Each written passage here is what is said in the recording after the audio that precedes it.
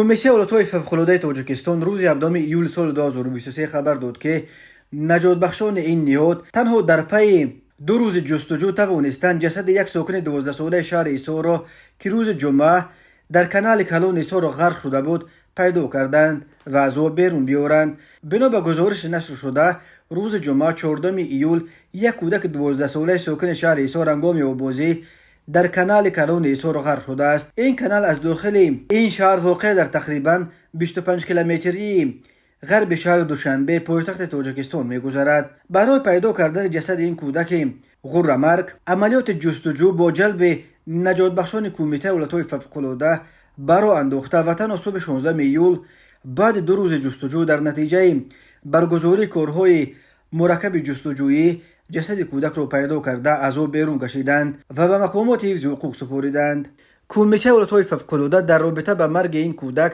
به نزدیکان او صمیمانه اظهار همدردی کرده بار دیگر از والدین خواسته است که کودکان خود را بی‌نظارت نگذارند و به آنها دائم درباره عاقبت‌های رعایت نکردن قاعده‌های بی‌خطری هنگام آببازی و عاقبت‌های آببازی در مکان‌های ممنوع صحبت کنند. از اول سال جاری در تاجیکستان علاقه حدود 80 نفر غرق شدند که بیش از نصفشان را کودکان و نورسان تا سن 16 تشکیل می‌دهند.